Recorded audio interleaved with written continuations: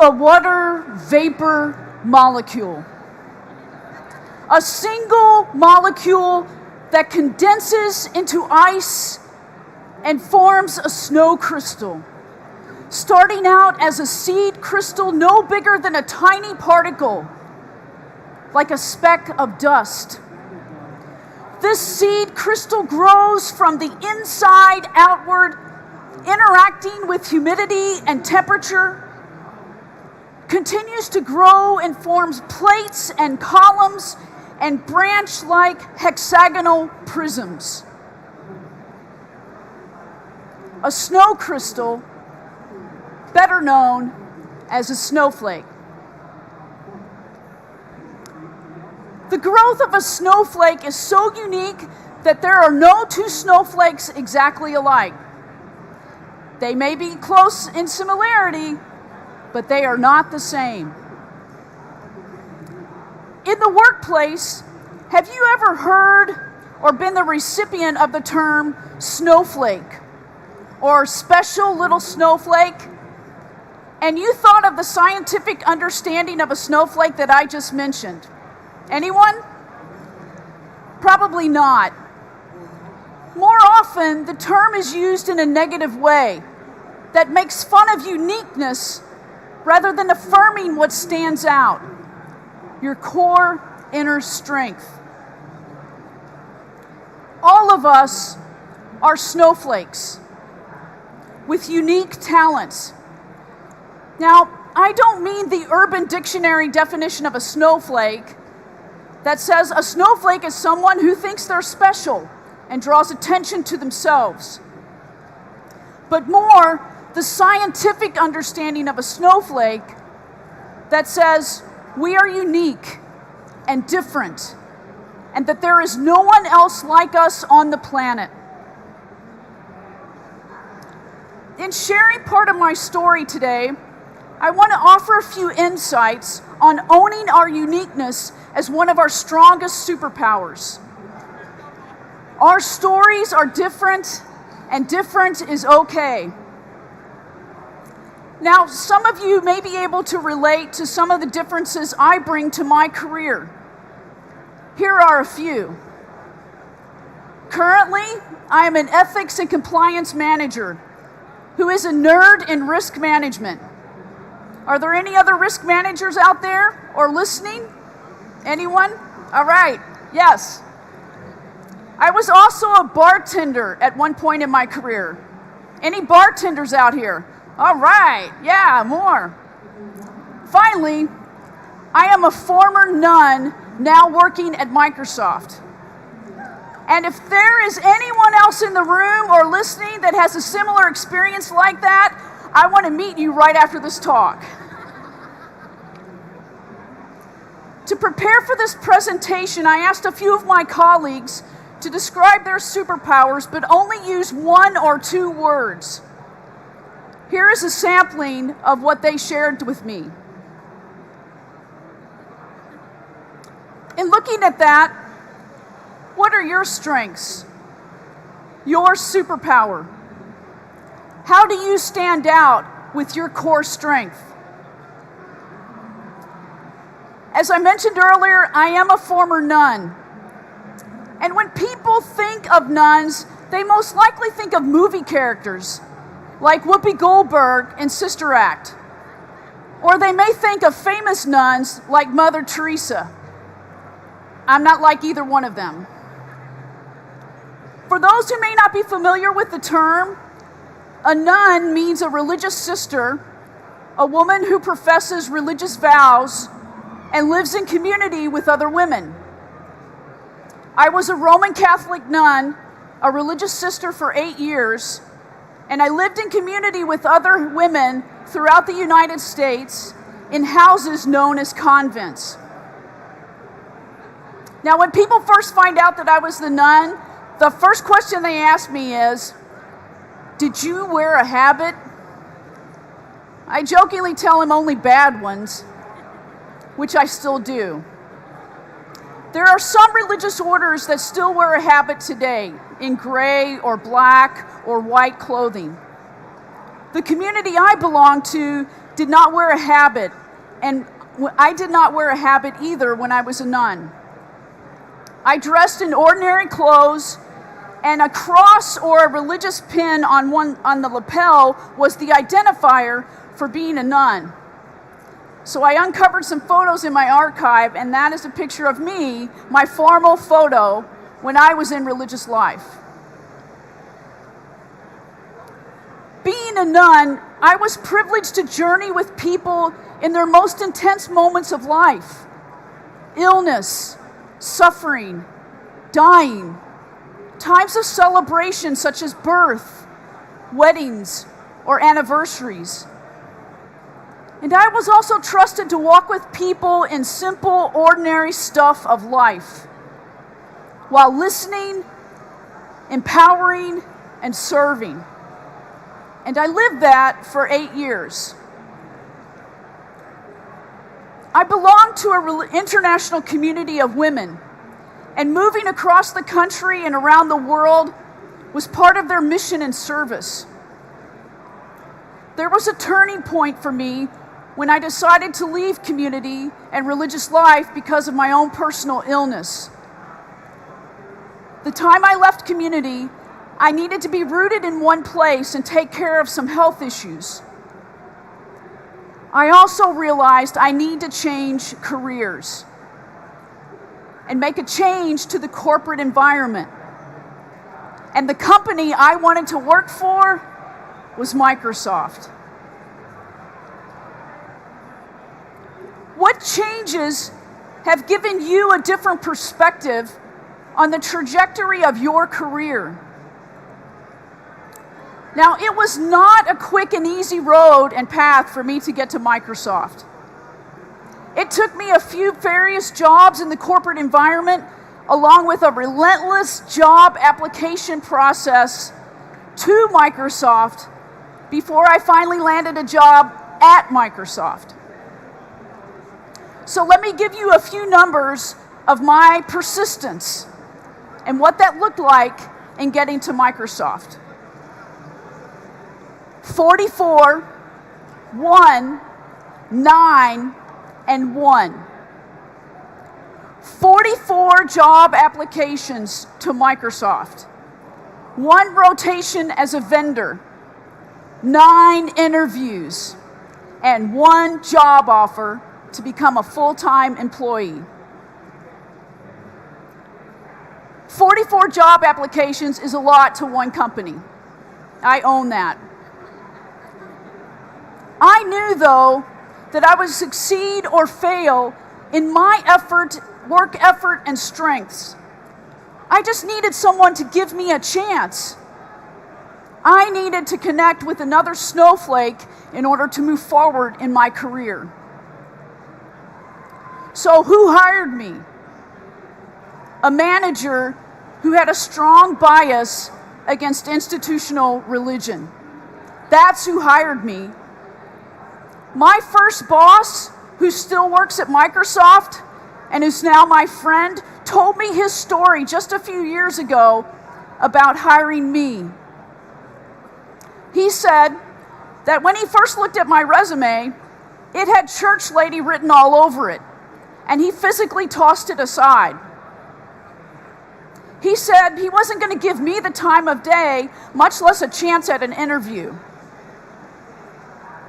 Yet, he also knew what it was like for people to not give him a chance. And so in his mind, he said, I acknowledged and owned my internal bias. And I decided to take another look at your resume. On second glance, he noticed that I had some project management experience.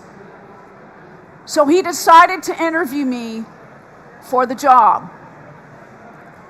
The interview was a success. I owe my career to Microsoft, to my former boss, who challenged himself to have an open mindset and grow beyond his bias. What does persistence look like for you? It takes a strong resiliency to be persistent with our uniqueness. Because at some point in your career, you may run into people who will challenge you, or may not give you the time of day, or even ask you, what is your value here? What value do you bring as a program manager or analyst? I heard that. If that happens, stay grounded in your strengths and say to them, I am a program manager, or whatever your role is, because I bring this strength to the team, and fill in the blank with that strength. Or I bring a concept of this and add your skill set here. Let your actions speak the value of your talent. Your experience and your persistence got you where you are here today, and it will take you where you want to go moving forward. Now, to be a risk manager, I started out as a bartender at a pub in a monastery. It was a place that valued compliance in making sure all of us understood the significance of being responsible stewards of those serving alcohol in the state of Indiana, where I got my license to serve alcohol. My first job after high school was developing black and white film photography for a local newspaper, where I learned the quality of work and its value, and the meaning of excellence, where others depended on that for their success.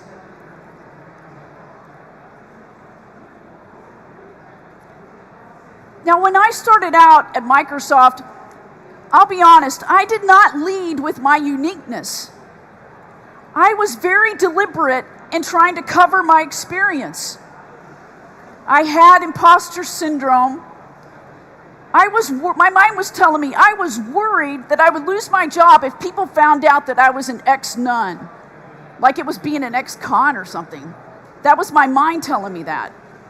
So I held back. I also did not want to offend anyone, because I was afraid that religion was too much of a hot topic. And I did not want any of my colleagues or teammates to feel uncomfortable being around me or act differently when I was in the room. I wanted them just to be themselves, to be real. The good news is that a lot of growth happens in our career. And I have learned to embrace my uniqueness as a former nun, as one who is an empathic listener, a servant leader, and I claim that as my superpower. Fast forward to today, 9.5 years later.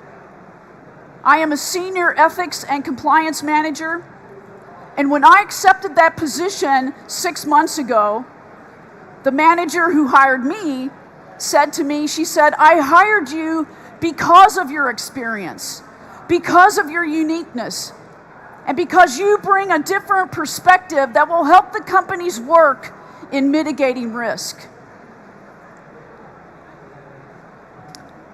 So how will you take action from your being here at Ignite this week? I am grateful to work for this incredible company that wants to empower every person and every organization on the planet to achieve more. A company that is customer obsessed. Now, Microsoft did not initially empower me as an employer. Microsoft first empowered me as a customer. A long time ago, they had me at Word, the Word application in Office. Although OneNote is now my favorite tool.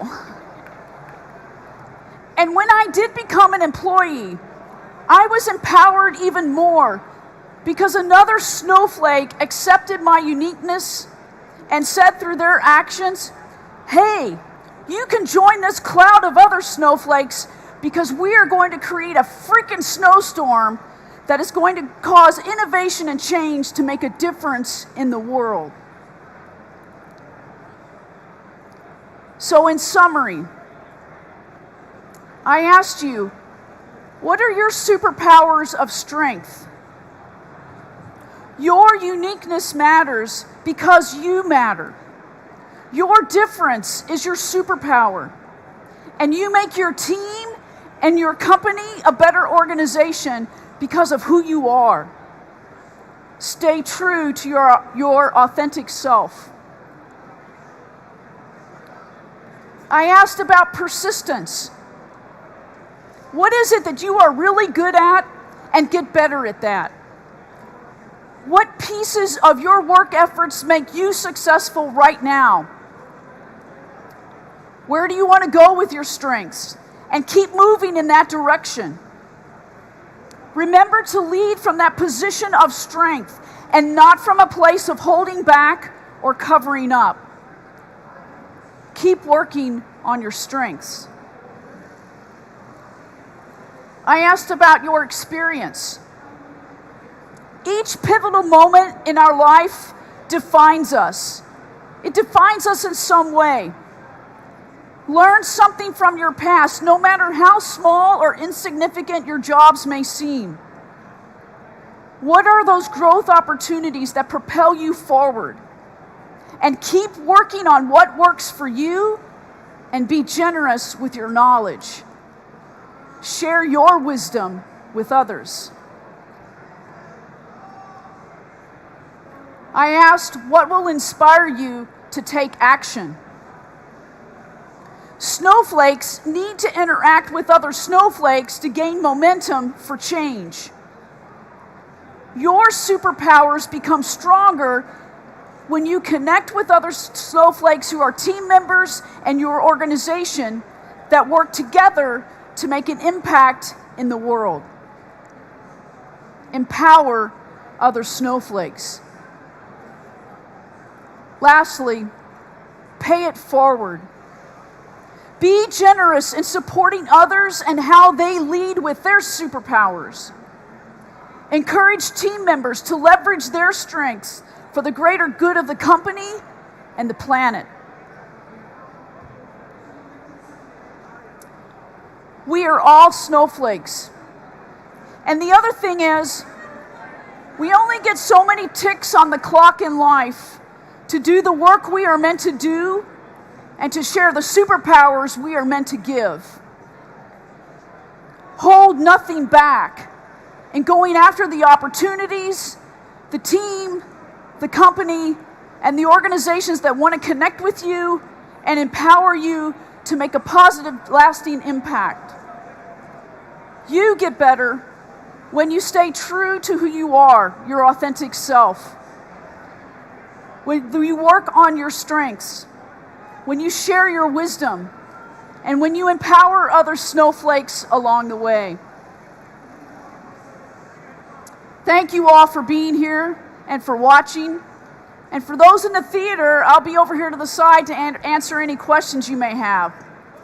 So I say to all of you, what makes you unique? What is your superpower? And how will you pay it forward? I am Denise Piles, and I work for Microsoft. Thank you.